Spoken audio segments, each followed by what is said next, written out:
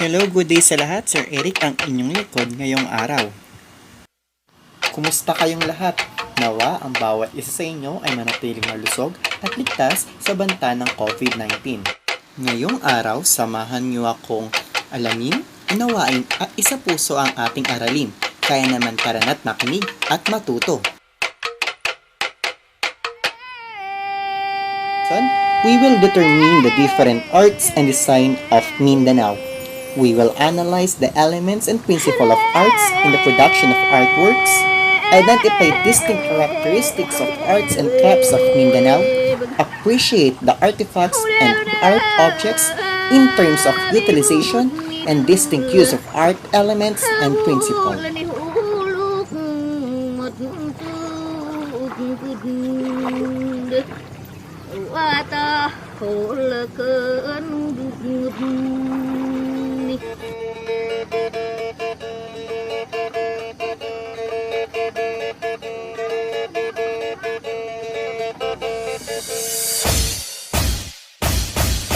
Welcome to the land of dreamweavers!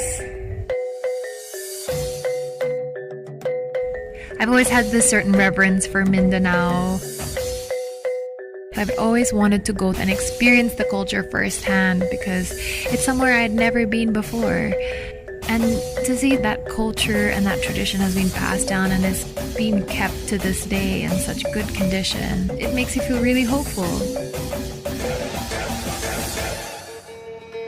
I really admire how the people, they're very connected to nature.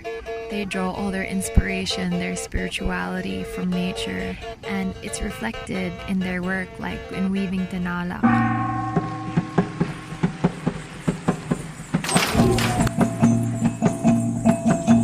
The fabric. Each color represents something. All the materials are sourced from the plants, from the vegetation, from the earth, and the inspiration for their arts. It was really insightful to see how much reverence they had for their craft.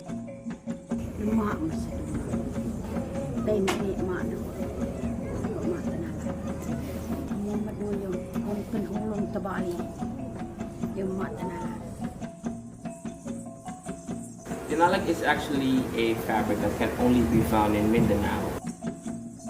The traditional way of weaving, it's really something that is amazing.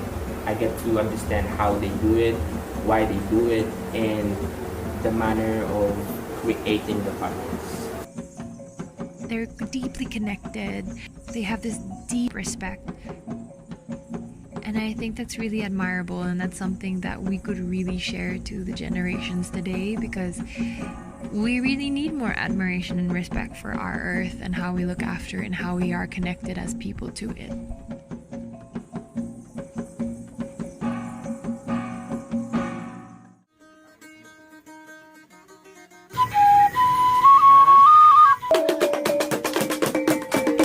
This one evening we were invited to a Tiboli house, and we were treated to a native meal and of their local delicacies. They even performed for us using their native instruments. It's the first time that I ever experienced anything like that. It was amazing to see them all together.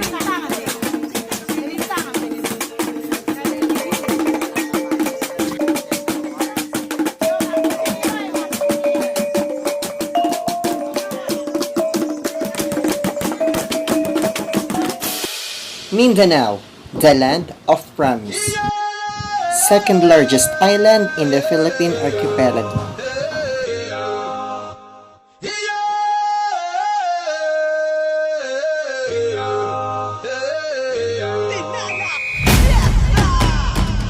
Early Filipinos in Mindanao worship nature and believe that plants and inanimate objects are home to ancestral spirits. This belief is called animism.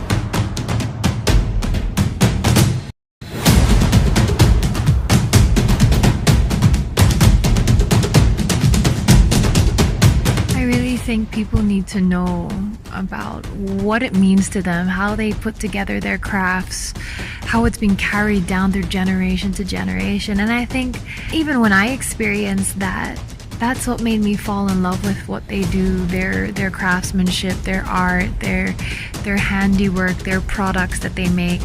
I fell in love with it because of the history of it and what it means to them and the reverence and respect that they have for their craft. So I think, if people were to realize that, it would really add value to that product, and people would be proud to own a product from Mindanao.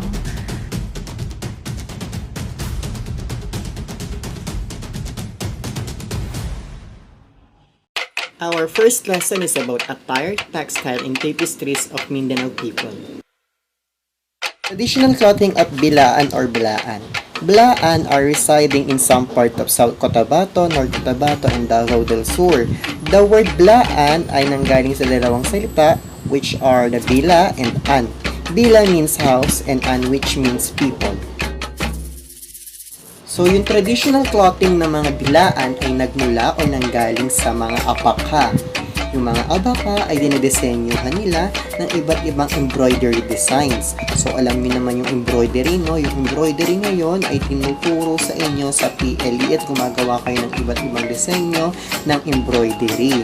So, karagdagan doon ng mga Bilaan ay gumagamit ng iba't ibang uri ng beads, gumagamit ng iba't ibang uring brass ornaments upang pang disenyo, panglamuti sa kanilang kasuotan. Isa pang paraan sa paglalagay ng disenyo sa traditional clothing ng Bilaan ay kung saan kumukuha sila ng mother of pearl at kinakat nila ito sa small shapes na nagmumukhang sequence. Ito ay tinatawag na pakmun. Pinagsasama-sama nila yon to form geometric patterns. Traditional clothing of Bagobo. So, Bagobos people are found or live in Davao. The Bagobos word or term comes from two words which means bago, new, and obo, growth. The textile that they use in their clothing are called hinabol or inabel. Yung weaving technique ng mga Bagobo sa kanilang textile ay tinatawag na ikat process. Traditional clothing of Kiboli. So, this group ay yung tinatawag na dream weavers. Bakit dream weavers? Kasi may paniniwala sila na sa kanilang mga panaginip ay binibisita sila ng kanilang mga ninuno upang turuan ng disenyo na gagawin nila sa kanilang mga textile o sa kanilang mga kasuotan. Ang tawag nila sa kanilang textile o sa kanilang tela ay tinalak. Ang tinalak ay tinuturing nilang sacred or sagradong uri ng telang pangkasuotan. Sa ethnic group na Tiboli, ang kalalakihan ay nagsusuot ng tinalak shorts at sa pangitaas naman ay nagsusuot sila ng tinalak coat. Tapos may tinatawag din silang dabagani or hero or warrior or mandirigma sa kanilang grupo. Nagsusuot ito ng blood red clothes, yung tinatawag na head kerchief na nagsumisimbolo sa katapangan. Ang tawag doon ay tangpulo.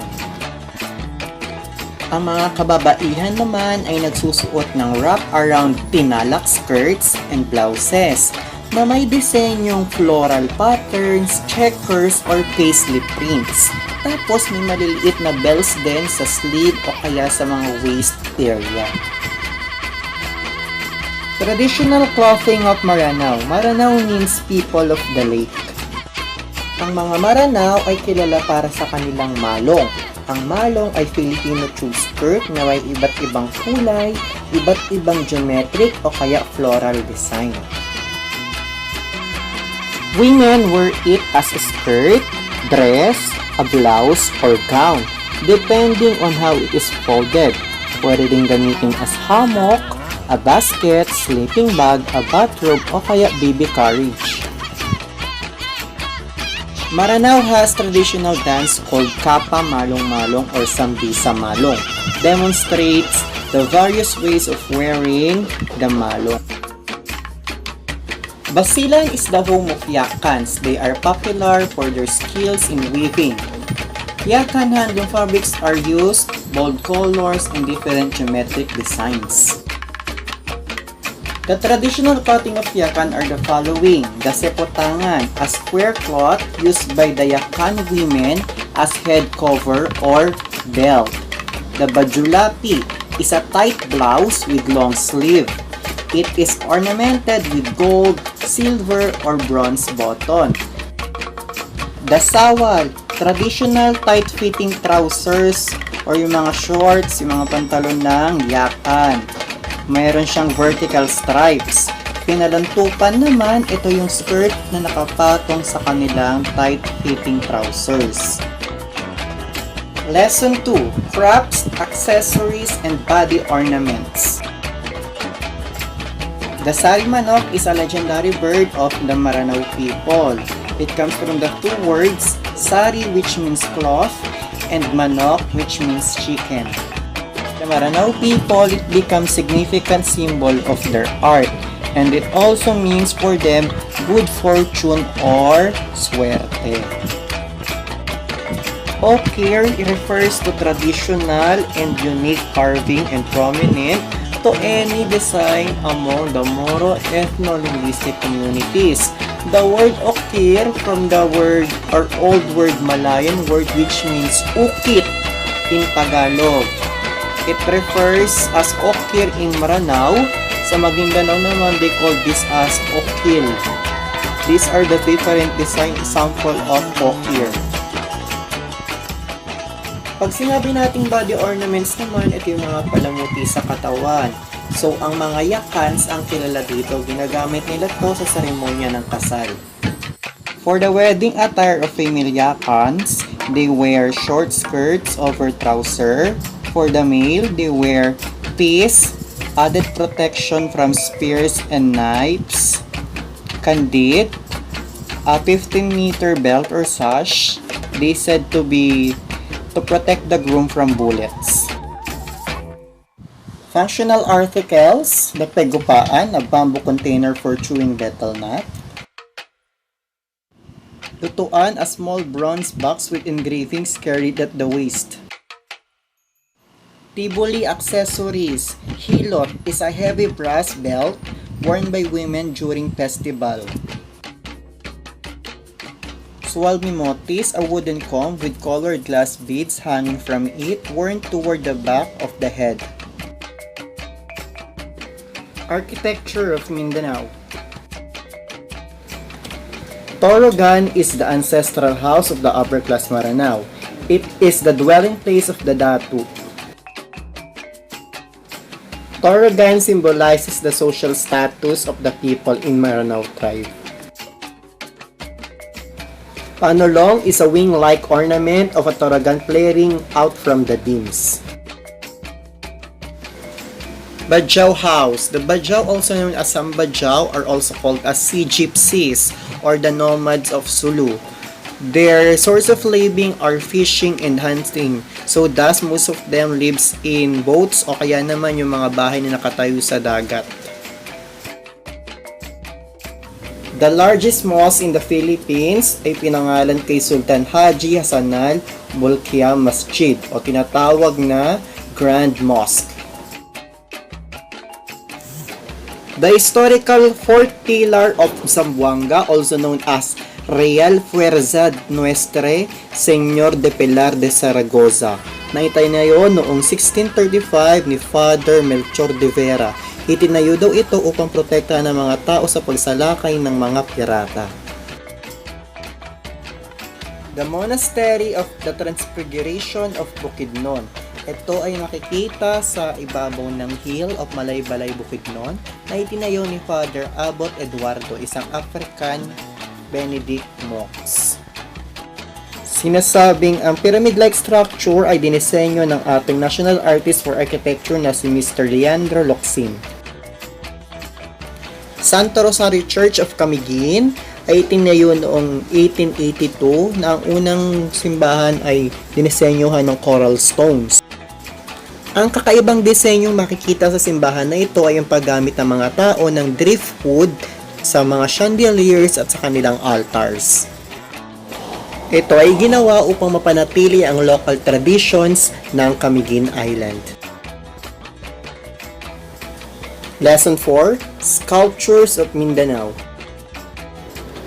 Maitom jar, an earthenware vessel for secondary burial from Sarangani Province. Unang nakita ang mga artifacts na ito noong 1991 at pinangangalagaan ng National Museum.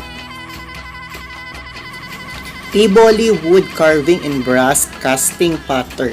Artisans use the lost wax casting method to produce more copies of sculpture with intricate designs such as bells, backs. Marana wood carving and metal casting. Rarug aklong. Ito ay protective armor of Moro warrior na gawa sa brass plates, carabao horn, and interlocking ringlets. Kampilan is a single-edged steel sword with a handle made of hand-carved ivory in the form of the head of the naga or a serpent, handcrafted gold and hang horsehair at the bottom of the handle. Batige is a large manually carved wooden top inlaid with a mother of pearl. It is used by adult males to test their skills and strength. Gador is a large, intricate, decorated white metal tobacco container. It has become an item of interior decoration in proper Maranao dwelling. Kendi is a heirloom teapot or kettle used for hot water, coffee, or tea. Lesson 5, Functional Art. Balanghay or balangay, known as the oldest pre-Hispanic watercraft found in the Philippines. They measure 15 meter long and 3 to 4 meters wide.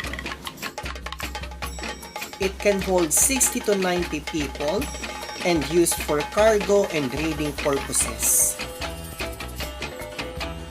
Vinta. This boat is traditionally made by Badjaos who live in the Sulu archipelago. The sail, called vinta, consists of several colors and geometric shapes representing the colorful culture and history of Muslim people. These boats are small and not meant for use for long ocean travel. They are used for livelihood activities such as fishing and diving for pearls and transportation around the archipelago.